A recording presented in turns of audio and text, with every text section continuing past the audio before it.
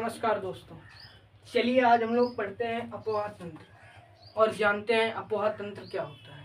समझ गए? इन सभी बातों को पढ़ने, तथ्यों को पढ़ने से पहले आप एक बार कमेंट में ये बता दीजिए कि मेरा पढ़ाया हुआ आपको समझ में आता है या फिर नहीं, और आप ये बता दीजिए कि आपके अंदर कितनी एनर्जी है। चलिए शुरू करते हैं फटाफट। अपोहा तंत्र। अपोहा तंत्र क्या होता है? नदियां और उनकी सहायक नदियां जो मिलकर एक आकृति का निर्माण करती हैं, वो कौन सी आकृति होती है? अपोहा तंत्र। अपोहा या ड्रेनेज का सीधा सीधा संबंध, रिलेशन इससे है कि हम इस चैप्टर में नदियों का अध्ययन करेंगे, नदियों का। तो आप पहली बार और देख लीजिए कि मैप, ये नदियों का मैप कैसा लग रहा है। देख लिया? चलिए, आपने मैप देख लिया होगा और इन्हीं मुख्य नदियों के बारे में हम लोग इस चैप्टर में चर्चा करने वाले हैं। तो चलिए हम लोग चर्चा करते हैं। तो ये जो अपोहा तंत्र है, 4 प्रकार के होते हैं। पहला ध्रुमाकृतिक,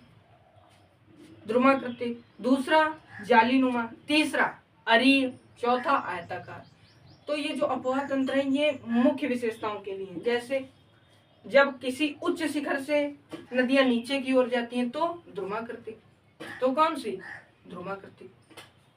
जैसे ये शिखर, यहाँ से नदियां बहते हुई जा रही हैं। चलिए और बताएं। अगर जालीनुमा तब बनेगा जब उसकी सहायक नदियां समकोण पर काट रही हो, जैसे एक नदी ये आई और एक नदी इधर से आई, तो ये जालीनुमा बना। तीसरा अरीय, मतलब एक बहुत ही ऊंचा शिखर और वहां से नदियां एक इधर जा रही, एक इधर जा रही, एक उधर जा रही, एक इधर जा रही, तो ये अरीय। चौथा देखते हैं आयताकार, मतलब एक समतल भूभाग हो, वहां से नदियां जा रही हैं, तो वो आयताकार। तो हमने अपोहा तंत्र समझ लिए। अपोहा कितने प्रकार के होते हैं, अपोहा प्रतिरोध। अब हम लोग समझते हैं नदियों के बारे में। तो हमारे यहाँ कौन कौन सी मुख्य नदियां बहती हैं? कौन कौन सी? चलिए, एक हो गई हिमालय की नदियां, दूसरी प्रायद्वीपीय भारत की नदियां। तो हिमालय की नदियां और प्रायद्वीपीय भारत की नदियां, ये दो मुख्य नदियां हैं। ये दो मुख्य नदियां, इनमें भी बहुत सी नदियां, लेकिन ये दो मुख्य ऐसे नाम है जो भारत में बहते हैं। ठीक, चलिए और देखते हैं। हिमालय की नदियों में प्रमुख कौन कौन सी है? सिंधु नदी। कौन कौन सी? सिंधु नदी। सिंधु नदी की तस्वीर आप यहाँ स्क्रीन पर देख सकते हैं। दूसरी गंगा नदी, गंगा नदी की भी आप स्क्रीन पर देख सकते हैं। और तीसरी ब्रह्मपुत्र नदी। तो ये हिमालय की हैं। किसकी हैं? हिमालय की महत्वपूर्ण नदियां। अब हम लोग देखते हैं प्रायद्वीपीय भारत की। अब इन नदियों को समझने से पहले आप पहले स्क्रीन पर एक ये वाली फुटेज देखिए मैप की, जो दक्षिण भारत के लिए देख ली। चलिए, तो आपको नदी नजर आ रही होंगी 6-7 नदी जो मुख्यतः हैं, और भी नदी नजर आ रही होंगी। तो कावेरी, गोदावरी, कृष्णा, महानदी, नर्मदा, तापी, इन सब नदियों के बारे में हम लोग एक एक करके अध्ययन करेंगे। समझ गया ना आप लोग? हम इन नदियों के बारे में अध्ययन करेंगे। तो ये हमारा परिचय रहा कि इस चैप्टर में हम लोग पढ़ेंगे क्या क्या इस चैप्टर से हमको सीखने को मिलेगा। तो ये हमारा परिचय रहा। अब हम इसके आगे हम लोग पढ़ना अपना जारी करते हैं। तो हम लोग अब सबसे पहले हिमालय की नदियां पढ़ेंगे और उसमें सिंधु नदी के बारे में पढ़ेंगे। किस नदी के बारे में? सिंधु नदी के बारे में। तो चलिए अब हम लोग सिंधु नदी के बारे में पढ़ते हैं। सिंधु नदी के बारे में पढ़ते हैं, और इससे पढ़ने से पहले आप सिंधु नदी का ये उद्गम स्थल और इसका जहां पर ये गिरती है वो स्थल देख लीजिए। देख चुके आप? चलिए हम लोग सिंधु नदी के बारे में पढ़ते हैं। तो सिंधु नदी, आपने मैप में देखा होगा कि जो सिंधु नदी है वो कहाँ से निकल रही है? तिब्बत से। और तिब्बत के पास एक मानसरोवर झील है, उसी से निकल रही है। कौन सी नदी? सिंधु नदी। सिंधु नदी और ब्रह्मपुत्र नदी मानसरोवर झील के पास से निकलती हैं। इनमें फर्क ये है, जो सिंधु नदी है अपने उद्गम स्थल से पश्चिम की ओर बहती है, पश्चिम की ओर, यहाँ से निकली इधर बही, और जो ब्रह्मपुत्र नदी है वो पूर्व की ओर बह रही। तो इन दोनों में मुख्य यही अंतर है। और जो इसको तिब्बत में कहा जाता है, इसको सिंधु नहीं कहा जाता, इसको तिब्बत में सिंगी खम्बान कहा जाता है। क्या बोला जाता है? सिंगी खम्बान। कहा? तिब्बत में। और इसकी जो लंबाई है, पूरी लंबाई जो आपने मैप में देखी होगी, ये जो पूरी लंबाई है इसकी कितनी है? 2900 किलोमीटर। 2900 किलोमीटर है। और ये नदियां, ये कहाँ? भारत में भी बहती है और पाकिस्तान में भी बहती है। तो इसकी जो भारत में लंबाई है, इंडिया में कितनी है? 1114 किलोमीटर। समझ गया? और जो इसकी सहायक नदियां हैं। कौन सी नदी? सहायक, जो मतलब आकर इसमें मिल रही हैं, अपने आप को मिला रही हैं। किसमें? इस बड़ी नदी में, सिंधु नदी तंत्र में। वो है श्योक, नबूरा, हुंजा। तो ये जो नदियां हैं ये कश्मीर की सहायक नदी, मतलब कश्मीर हमारा क्या है, एक प्रदेश है, तो वहां पर ये नदियां मिल रही हैं, श्योक, नबूरा, हुंजा। और ये जो जास्कर है बहुत छोटी नदी है, तो ये नदियां वहां पर मिल रही हैं। और ये जो नदियां हैं ये मिलकर किसका निर्माण करें? सिंधु नदी का। सिंधु नदी पहले से भी बहते आ रही थी, अब जब ये मिल जाती हैं तो वो बड़ी नदी मिल जाती है, सिंधु नदी। समझ रहे हैं आप लोग? फिर सिंधु नदी एक कश्मीर में जगह पड़ती है, अटक। क्या है? अटक। फिर ये अटक से बाहर निकल जाती हैं। अटक एक जगह है, आपने हिस्ट्री में पढ़ा होगा कि जो बालाजी बाजीराव थे पेशवा, उन्होंने अपना साम्राज्य कटक से अटक फैलाया था। कहाँ फैलाया था? कटक से अटक। ये आप लोगों को दिख रहा होगा मैप में, कटक से अटक, तो आप लोग देख चुके होंगे। तो चलिए अब हम लोग पढ़ते हैं सिंधु नदी के बारे में वापस। जब अटक से बाहर निकल जाती है, बहते हुए जा रही। अब एक जगह आई पाकिस्तान में, मिठान कोट। इसमें क्या खास है? तो मिठान कोट में रावी, व्यास, झेलम, चिनाब, सतलज, ये पांचों नदियां सिंधु नदी के साथ मिलती हैं। किस नदी के साथ? सिंधु नदी के साथ पांचों नदियां मिलती हैं और सिंधु नदी आगे की ओर बहती चली जाती है। फिर कराची में आती है और कराची में ये कहाँ गिर जाती है? अरब सागर में। तो जो इसका कुल मिलाकर अपवाह क्षेत्रफल हुआ ना, जितने में बहकर जा रही है, 11,65,000 वर्ग किलोमीटर हुआ। इसका? सिंधु नदी का। तो ये सिंधु नदी के बारे में जानकारी रही। और अब आपको एक जल समझौता हुआ था सन 1960 में, सिंधु जल समझौता, पाकिस्तान और हिंदुस्तान के बीच, कि इसमें कहा गया था कि जो हिंदुस्तान है वो सिंधु नदी का खाली 20% उपयोग कर सकता है अपने जल का। समझ रहे हैं ना? 20% खाली, 100 लीटर का खाली 20 लीटर कौन उपयोग कर सकता है? भारत। फिर बाकी 80 लीटर कौन करेगा? पाकिस्तान। तो इस जल समझौते से ये तय कर दिया गया जिससे वहां पर पानी की समस्या ना हो और दोनों देशों के बीच क्या रहे? मित्रता रहे। ऐसे पानी की भी समस्या हो जाती है और लड़ाई झगड़े भी होते हैं पानी के विवाद को लेकर। तो हमने सिंधु नदी के बारे में पढ़ लिया। किस नदी के बारे में? सिंधु नदी के बारे में। अब हम लोग पढ़ेंगे गंगा नदी के बारे में। किस नदी के बारे में? गंगा नदी के बारे में। तो सिंधु नदी का बहुत ही संक्षिप्त परिचय मैंने दे दिया।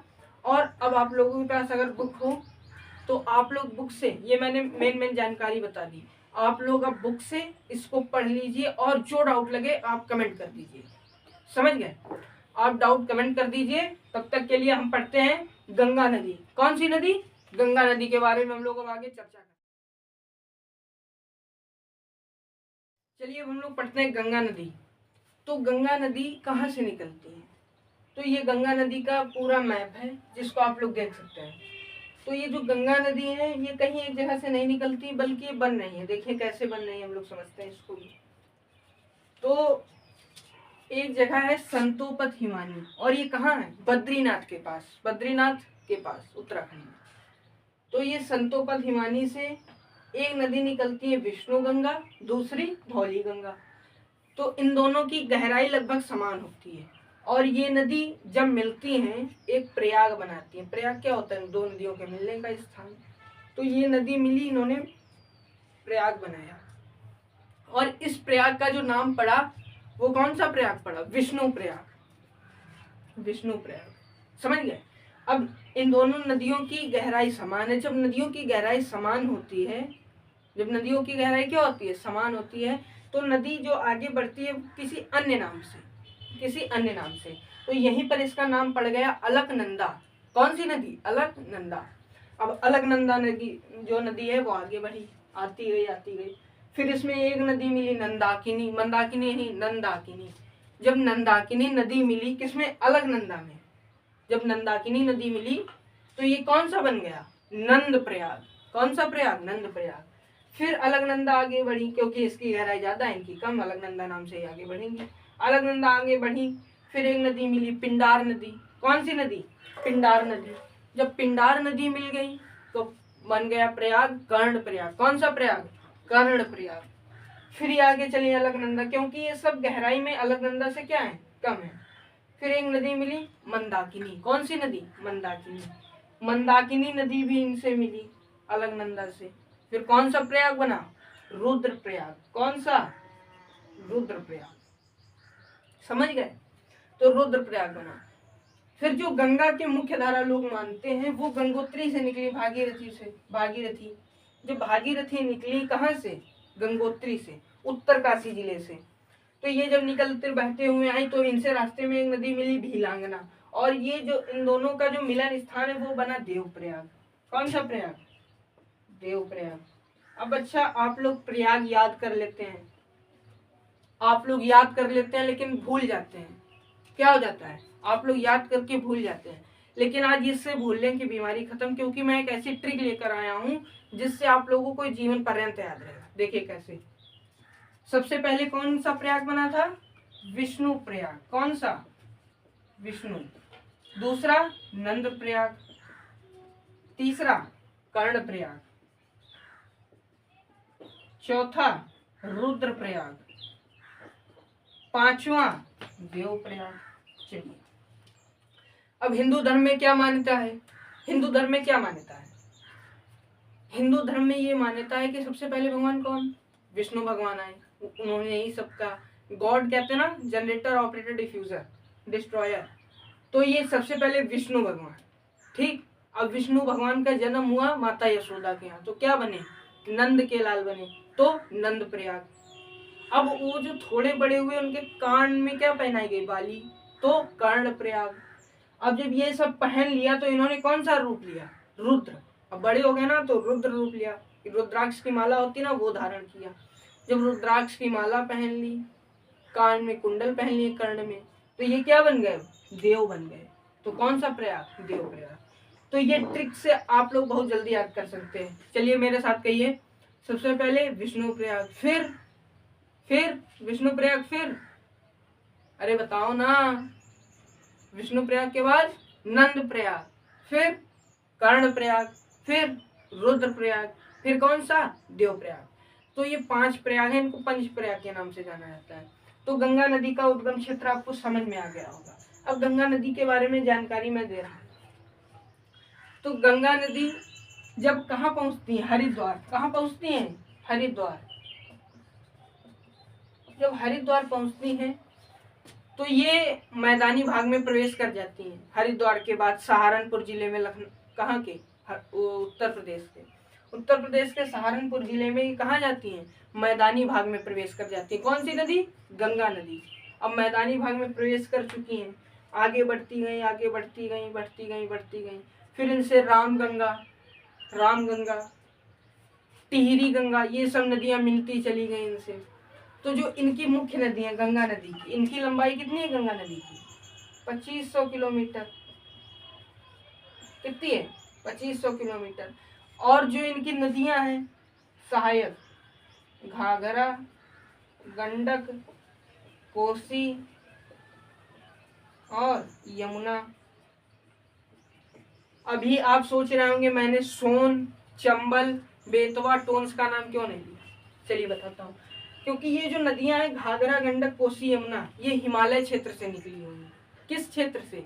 हिमालय क्षेत्र से। और वो नदियां प्रायद्वीपीय भारत की नदियां, मतलब प्रायद्वीपीय मध्य उच्च भूमियों से निकली हुई नदियां हैं। तो हमने इनका नाम लिया। तो इनमें जो सबसे बड़ी सहायक नदी है यमुना नदी।